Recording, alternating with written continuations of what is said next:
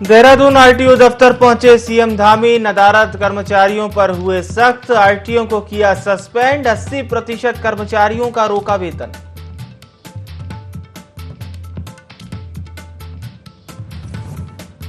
चारधाम यात्रा के दौरान मौसम विभाग का येलो अलर्ट, भारी बारिश और बर्फबारी की जताई संभावना। सीएम ने कहा यात्रियों के अनुकूल गाइडलाइन होगी जारी।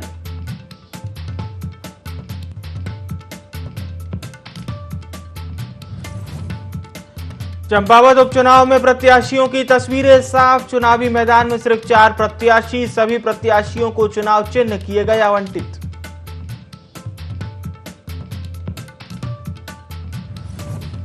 किसान आयोग के उपाध्यक्ष ने किया खटीमा बाईपास का निरीक्षण, गुणवत्ता पर जोर देने के दिए निर्देश। सीएम का गृह जनपद है खटीमा।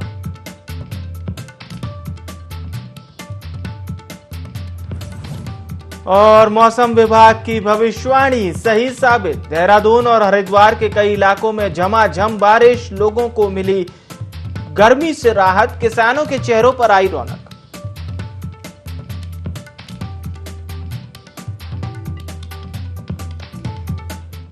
नमस्कार, देवभूमि लाइव में आप सभी का बहुत स्वागत है। मैं हूं विवेक पांडे, आपके साथ खबरें उत्तराखंड की। और बड़ी खबर देहरादून से लेंगे। एक बार फिर से एक्शन में दिखाई दिए हैं मुख्यमंत्री पुष्कर सिंह धामी। आरटीओ दफ्तर पर छापा मारा है। दरअसल कुछ समय से यहां पर कई शिकायतें मिल रही थी और बड़ा एक्शन लेते हुए मुख्यमंत्री पुष्कर सिंह धामी ने देहरादून आरटीओ को तत्काल प्रभाव से सस्पेंड कर दिया। यह भी बड़ी जानकारी मिल रही है कि 80% कर्मचारियों का वेतन रोक दिया गया है। लेट लतीफी पर दरअसल सीएम धामी की ये बड़ी कार्रवाई देखने को मिली है और आम जनता की शिकायत पर आरटीओ पहुंचे थे मुख्यमंत्री पुष्कर सिंह धामी।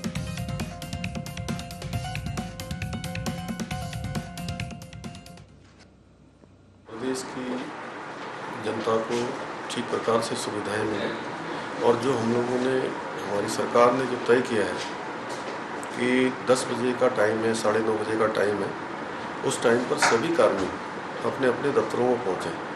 पिछले कुछ दिनों से यहाँ की शिकायत मिल रही थी कि इन दफ्तरों में लोग ठीक टाइम से नहीं आते हैं, जबकि हमारे यहाँ पहले ही सबके लिए सर्कुलर जारी हो रखा है कि ठीक टाइम पर पहुँचें और सभी जगह अनिवार्य रूप से बायोमेट्रिक कर दिया गया है।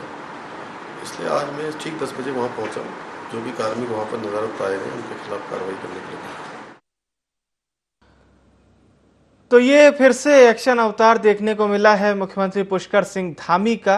आरटीओ दफ्तर पर उन्होंने छापा मारा। सीएम ने बताया कि कुछ समय से शिकायतें मिल रही थी।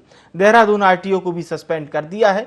हमारे साथ हमारे प्रिंसिपल करेस्पॉन्डेंट कैलाश बेस्ट इस खबर पर जुड़ चुके हैं। कैलाश, एक बार फिर से वही एक्शन वाला अंदाज दिखाई दे रहा है मुख्यमंत्री पुष्कर सिंह धामी का। बिल्कुल, देखिए जिस तरीके से हमने आपको कहा था कि मुख्यमंत्री इस वक्त फ्रंट फुट पर आकर बैटिंग कर रहे हैं। बीते कार्यकाल की बात करें, बीते कार्यकाल में 6 महीने उनका कार्यकाल था, लेकिन जिस तरीके से उन्होंने कार्य किए थे उसी वजह से हारने के बावजूद भी उनको मुख्यमंत्री बनाया गया था मौजूदा सरकार में। और अब जिस तरीके से वो लगातार बैटिंग कर रहे हैं, ताबड़तोड़ यहाँ पर एक्शन ले रहे हैं, उससे कहीं ना कहीं साफ तौर पर ये लगता है कि मुख्यमंत्री इस वक्त फुल फॉर्म में है। वो चाहते हैं कि प्रदेश में जो कानून व्यवस्था है, जो सुचारू रूप से चलने वाली जो व्यवस्थाएं जो विभागों में चलती हैं, वो दुरुस्त रहे। और आज इसका नमूना एक बार फिर देखने को मिला कि आज सुबह ठीक शिकायत मिलने के बावजूद मुख्यमंत्री आज आरटीओ दफ्तर पहुंचे। आरटीओ दफ्तर में ठीक 10 बजे वो पहुंच गए थे। उन्होंने वहां पर देखा कि वहां पर जो खुद जो आरटीओ हैं, आरटीओ वहां पर नहीं थे, उन्हीं के कमरे में वो बैठे रहे, उनका इंतजार करते रहे। लेकिन उसके बावजूद जब वो नहीं आए तब उन्होंने यहां पर उनको सस्पेंड करने के आदेश दिए। उसके बाद आज उन्होंने पूरे आरटीओ दफ्तर का उन्होंने भ्रमण किया। वहां पर उन्होंने देखा कि किस तरीके से वहां पर जो समय मुकर्रर है 10 बजे का, लेकिन उसके बावजूद भी बायोमेट्रिक लगने के बावजूद भी 10:15 बजे तक वहां पर 80% कर्मचारी आज नहीं आए थे। लिहाजा मुख्यमंत्री सख्त हुए और मुख्यमंत्री ने सचिव को यह निर्देश दिए कि जो 80% जो कर्मचारी वहां पर मौजूद नहीं थे, उन सभी का 1 महीने का वेतन रोक दिया जाए और कड़ी कार्रवाई के निर्देश आज उन्होंने दिए हैं। तो कुल मिलाकर यह कहा जा सकता है कि यह शुरुआत नहीं है, इससे पहले भी उन्होंने सचिवालय में इस तरह का डंडा चलाया था, जिसके चलते अब सचिवालय में सुबह 9:30 बजे ही कर्मचारी पहुंच जाते हैं। और आज जो दूसरी बड़ी कार्रवाई आज उन्होंने आरटीओ दफ्तर में की है, तो इससे कहीं खलबली भी मची है और ये एक संदेश भी गया है कि अगर आप समय पर दफ्तर नहीं पहुंचते हैं, समय पर कर्मचारी अगर काम नहीं करते हैं आम जनता के, तो कहीं ना कहीं ये सरकार इसको बड़े ही स्ट्रिक्ट वे में ले रही है और इसका जीता जागता नमूना आज प्रदेश की जनता ने देखा भी है। बिल्कुल बिल्कुल, तस्वीरें बयां करती हैं कि मुख्यमंत्री पुष्कर सिंह धामी दरअसल जिस तरह से पहुंचे। लेकिन एक बात और आपसे समझना चाहूंगा कैलाश, ये तो राजधानी देहरादून की बात हो गई, अन्य जो जिले हैं देवभूमि के, वहां पर इसका कितना असर पड़ेगा? ये तो एक आरटीओ विभाग है, जाहिर सी बात है, क्या हम और विभागों पर भी इसका असर होता हुआ देखेंगे कि मुख्यमंत्री को जानकारी मिलती है, वो तत्काल पहुंचते हैं, एक्शन लेते हैं, आरटीओ को सस्पेंड कर दिया, 80% कर्मचारियों का वेतन रोक दिया, तो बाकी महकमे भी क्या सख्ते में आएंगे? बिल्कुल, देखिए बहुत ही वाजिब सवाल आपने किया है और जाहिर तौर पर मैं आपको बता दूं कि जब कैबिनेट की दूसरी बैठक इस सरकार की हुई थी, उस कैबिनेट की बैठक में जो फैसले लिए गए थे उसमें खास तौर पर जो मुख्य सचिव हैं प्रदेश के, उनको निर्देशित किया था मुख्यमंत्री ने कि अगर ऐसे कहीं भी कर्मचारी अगर नदारद पाए जाते हैं विभागों से, या फिर अगर यहाँ पर विभागों के जो कर्मचारी हैं, यहाँ पर जो अधिकारी हैं, अगर वो काम नहीं करते यहाँ पर आम जनता का, तो जाहिर तौर पर ऐसे लोगों पर कड़ा एक्शन होना चाहिए, कड़ी कार्रवाई होनी चाहिए। और निसंदेह इसमें कोई दो राय नहीं कि आज भले ही राजधानी देहरादून में मुख्यमंत्री ने बड़ी यहां पर कार्रवाई की है, यहां पर एक अधिकारी को सस्पेंड कर दिया है, लेकिन अगर दूरस्थ इलाकों की बात हम करें, अगर सुदूरवर्ती इलाका चाहे पिथौरागढ़ हो, उत्तरकाशी हो, चंपावत हो, यहां की भी मैं बात करूं, यहां के तमाम जो जिलाधिकारी स्तर के जो अधिकारी हैं उनको निर्देशित किया जा चुका है कि जो अफसरशाही है, अगर अफसरशाही कहीं पर भी ढीला ढाला रवैया अपनाती है तो उन पर ही सबसे बड़ी पहले कार्रवाई होगी, उनकी ही जवाबदेही होगी। तो निसंदेह जब किसी बड़े अधिकारी की जवाबदेही सरकार तय कर देती है, तो जाहिर तौर पर जो अधीनस्थ जो कर्मचारी होते हैं उनकी यह हिमाकत नहीं कि वो यहां पर अपने उच्च अधिकारियों से बाहर चले जाएं। और मैं समझता हूं कि ये जो निर्देशित यहां पर जो मुख्य सचिव द्वारा किया गया है तमाम अधिकारियों को, इससे कहीं ना कहीं फायदा होता नजर आएगा। बिल्कुल बिल्कुल, तस्वीरें भी यही बयां करती हैं। बने रहिएगा हमारे साथ, अगली बड़ी खबर पे भी आपका रुख करेंगे।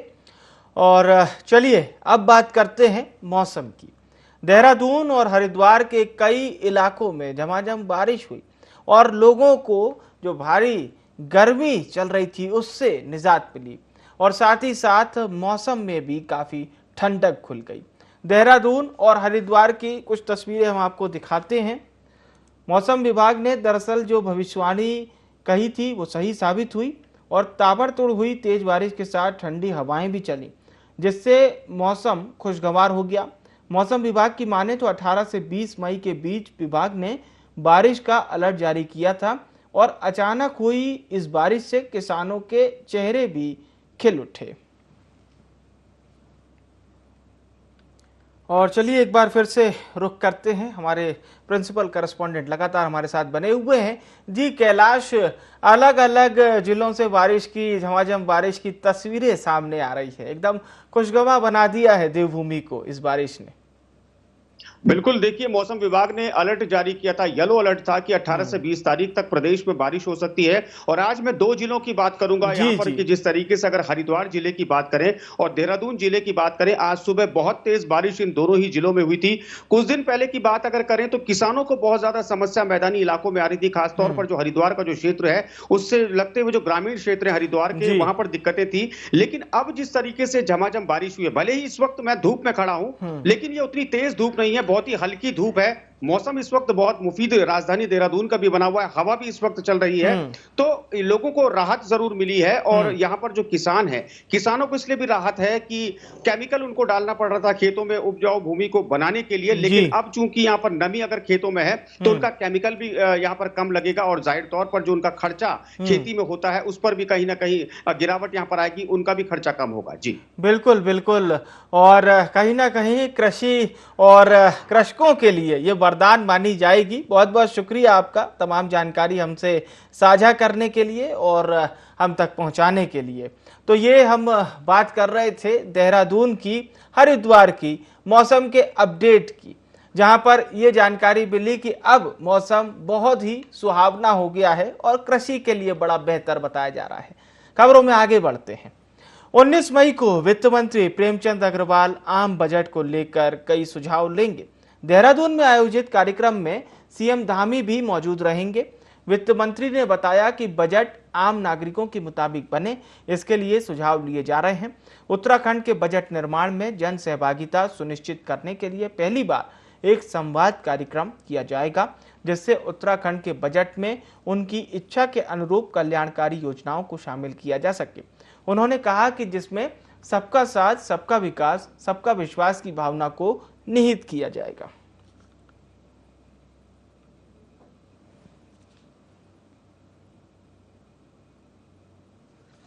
बजट सत्र है, बहुत शीघ्र हमारे यहाँ आने वाला है और वित्त मंत्री के नाते मैंने ये निर्णय लिया कि क्यों ना एक अच्छा बजट हमें हमारे सामने आए और उसमें हमारे प्रदेश के तमाम स्टेक होल्डर्स उनको आमंत्रित हम करें, उनके सुझाव लें।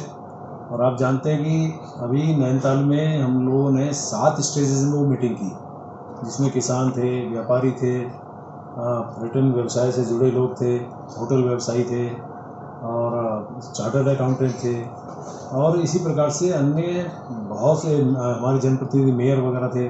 तो ये तमाम तरह के लोगों को हमने वहाँ आमंत्रण दिया और उनके सुझाव लिए। वास्तव में बहुत अच्छे अच्छे सुझाव भी आए और उन सुझावों के लिए हमने एक ईमेल आईडी भी दी है, जो सामान्य जनता भी उसको उसमें भेज सकते हैं अपने सुझाव।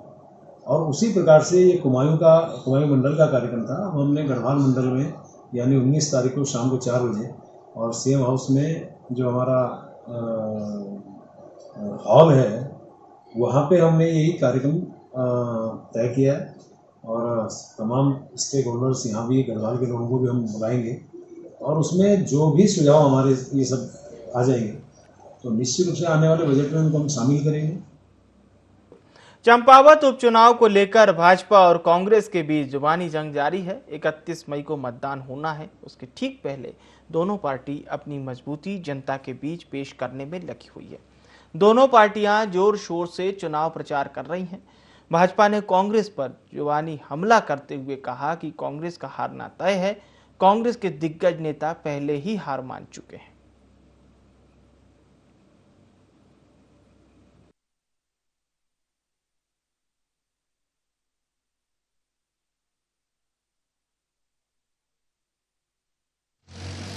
चंपावत चुनाव वन साइडेड चुनाव है। तमाम कांग्रेस के महारथी चुनाव लड़ने से पहले हार मान चुके हैं, इसलिए हम सबने देखा कि तमाम महारथी एक बहन के पल्लू के पीछे छुप गए और बहन को आगे कर दिया और अब बता रहे हैं कि बहन बहुत बलवान है, बहुत काबिल हैं। तो तब कहाँ बहन रह गई थी, उनकी काबिलियत तब दिखाई नहीं दी जब हिमेश खड़गवाल जी को टिकट दिया, तब भी वो दावेदार थी, तब उनकी काबिलियत देख लेते।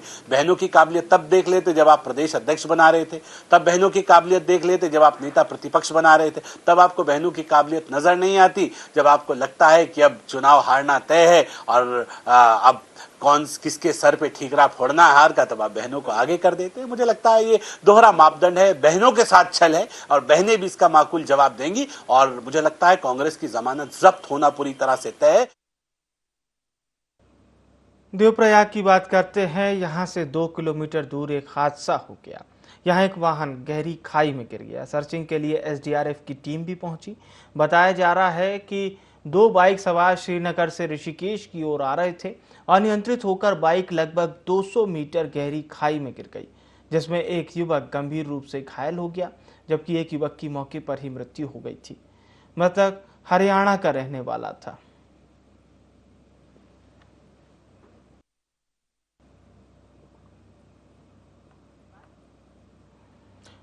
और चलिए बात करते हैं नैनीताल की। आशा कार्यकर्ताओं ने सरकार के खिलाफ प्रदर्शन करते हुए जमकर नारेबाजी की है। धरना प्रदर्शन कर रही आशा कार्यकर्ताओं का कहना था कि कोविड काल के दौरान जब लोग घरों में थे तो आशाओं ने पूरी निष्ठा और लगन से अपनी जिम्मेदारी का निर्वहन किया। पूर्व में मुख्यमंत्री द्वारा की गई घोषणा के बावजूद उन्हें सम्मानजनक मानदेय नहीं दिया जा रहा है। इसी को लेकर उन्होंने प्रदर्शन किया है। तो नैनीताल से तस्वीरें हैं। आशा कार्यकर्ताओं का प्रदर्शन देखने को मिला है।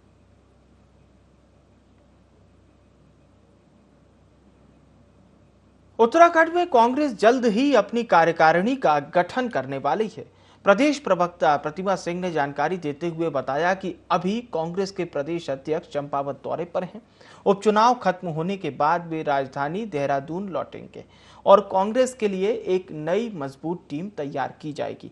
इस वर्ष हुए विधानसभा चुनाव में कांग्रेस को कई जगहों पर करारी हार का सामना करना पड़ा था। माना जा रहा है कि कांग्रेस को इस चुनाव में आपसी कलह के कारण हार का मुंह देखना पड़ा था, लेकिन कांग्रेस के प्रदेश अध्यक्ष करण माहरा ने कहा कि वो जल्द ही अपनी नई टीम को मैदान में उतारेंगे।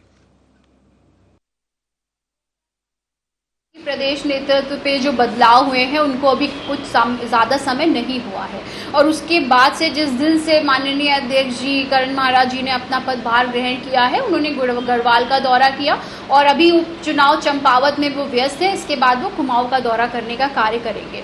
और आपने देखा कि उदयपुर चिंतन शिविर में जिस तरीके से सोनिया गांधी जी का ये आह्वान है कि जो लोग ईमानदारी से कांग्रेस पार्टी के साथ विषम परिस्थितियों में लगे हुए हैं उनको पार्टी में तरजीह दी जाए और प्लस युवाओं को जो है मौका दिया जाए कांग्रेस पार्टी में, तो मुझे लगता है इसी उद्देश्य को साथ में रख करके उन्होंने दौरे अपने रखे हैं। कुमाऊं का भी और गढ़वाल का कर चुके हैं और एक बहुत अच्छी टीम जिसमें युवा जोश के साथ साथ जो है आपको एक्सपीरियंस्ड लोग भी मिलेंगे जो कि एक मार्गदर्शक का काम करेंगे। एक अच्छी टीम आपके समक्ष जून एंड या जुलाई फर्स्ट वीक तक आ जाएगी। खाद्य विभाग की एक खास मुहिम अपात्र को ना और पात्र को हाँ के तहत खाद्य मंत्री रेखा आर्य ने बनबसा में वर्चुअल माध्यम से खाद्य विभाग की समीक्षा बैठक की। इस बैठक में मुहिम के तहत 1967 टोल फ्री नंबर और डीएसओ का नंबर राशन की दुकानों में चस्पा करने के निर्देश दिए गए। रेखा आर्य ने कहा कि पात्र का राशन किसी अपात्र को खाने नहीं दिया जाएगा। आपको बता दें कि बैठक में खाद्य सचिव और आयुक्त सहित सभी जिलों के जिला आपूर्ति अधिकारी मौजूद रहे। इस बैठक में रेखा आर्य ने पात्र को हाँ अपात्र को ना मुहिम के तहत अभी तक विभाग द्वारा की गई कार्यवाही की विस्तृत रिपोर्ट भी ली, साथ ही कई सुझाव भी दिए।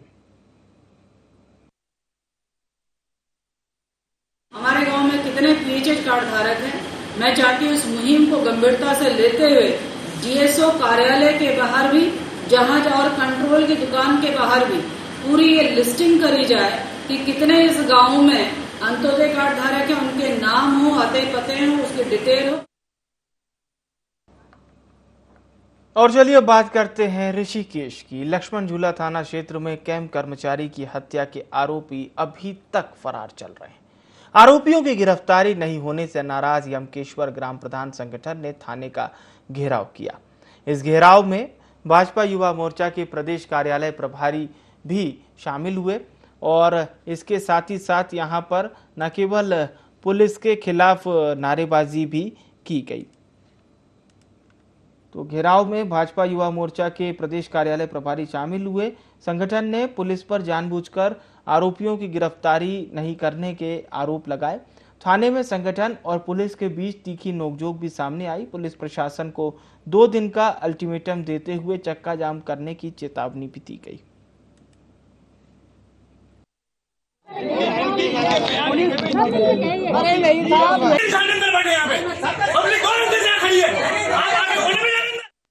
क्या कार्रवाई करते हैं, अभी तक कोई कार्रवाई न होने के चक्कर में हमें आज मजबूरन ज्ञापन देने के लिए यहाँ पे धरना प्रदर्शन के लिए आना पड़ा और हमने अल्टीमेट दिया है कि यदि 19 तारीख तक मामले का सुलझाव नहीं हुआ, आरोपी नहीं पकड़े गए, वो उनके कैंप को सीज नहीं किया गया और जो घट्टू घाट से यहाँ आपके गरुड़ चट्टी से और पीपल कोठी तक रोड से गाड़ियों के अवैध पार्किंग को न हटाया गया, तो हम 20 तारीख से चक्का जाम के लिए बाध्य हो जाए। सरकार तो अपराधियों के साथ कभी थी नहीं, ना कभी होगी।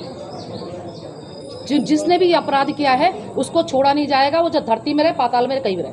मैं आश्वासन, ये 3 दिन का अल्टीमेटम मिला है इन लोगों को और ये मेरे को लगता है कि ये काम तुरंत हो जाना चाहिए। 3 दिन के अंदर, ये मैंने भी अल्टीमेटम दिया है, 3 दिन के अंदर काम होना चाहिए, उनको मिल जाना चाहिए, अपराधियों को ढूंढ के लाए कहीं से भी। सीएम धामी ने आज फिर एक बार बड़ी कार्रवाई करते हुए राजपुर रोड स्थित आरटीओ कार्यालय पर छापेमार कार्रवाई की और देहरादून आरटीओ को ऑफिस में ना पाकर सस्पेंड कर दिया। औचक निरीक्षण के दौरान मुख्यमंत्री ने पाया कि आरटीओ कार्यालय में आम जनता संबंधित कार्यों के लिए सुबह 9 बजे से मौजूद थी, लेकिन कार्यालय में कुछ कर्मचारियों को छोड़कर आरटीओ के मुख्य अधिकारी दिनेश चंद्र पिठोई और काफी कर्मचारी समय के बाद भी दफ्तर नहीं पहुंचे थे, जिस पर सीएम धामी ने आरटीओ दिनेश चंद्र पिठोई को निलंबित करने के निर्देश दिए।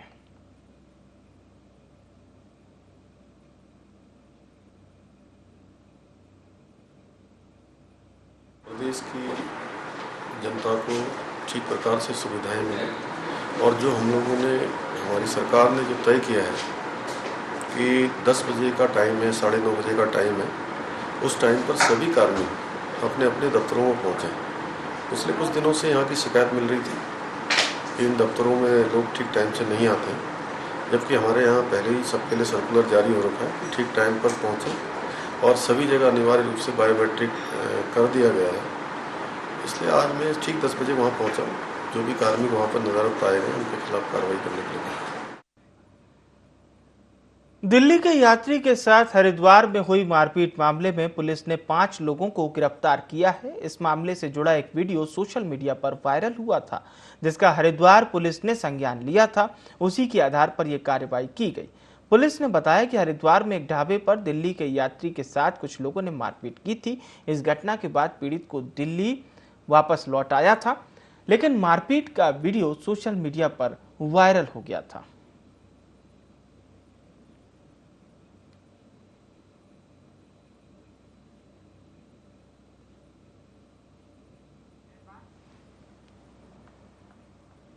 कर्नाटक कांग्रेस के प्रदेश अध्यक्ष डीके शिवकुमार हरिद्वार पहुंचे, जहां उन्होंने हर की पौड़ी पहुंचकर ब्रह्मकुंड पर पवित्र पावनी मां गंगा में डुबकी लगाकर मां गंगा से रक्षा करने और सभी का कल्याण करने की प्रार्थना की।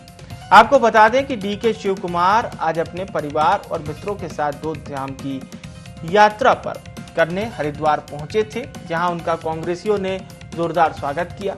इस दौरान मीडिया से बात करते हुए डीके शिवकुमार ने केंद्र की मोदी सरकार की कार्यप्रणाली पर सवाल खड़े किए और कहा कि मैं यहां पर कोई राजनीति करने नहीं आया हूं, मगर ये बात कहना चाहता हूं कि आज देश आर्थिक रूप से बहुत कमजोर हुआ है। आम आदमी की स्थिति में कोई सुधार नहीं हो रहा है।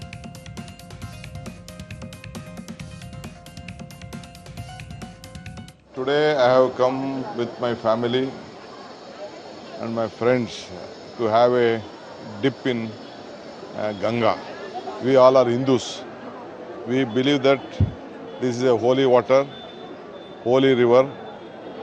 Whatever we want to purify ourselves, this is the greatest place in our Indian Hindu history. So we all being Hindus, it is our bound duty. This very important place I have been here, so to pray the Lord. Yesterday I had been to Kedarnath, today I have been to Badrinath this morning. Now I have come here, so to seek the blessings of Haridwar Ganga Jal.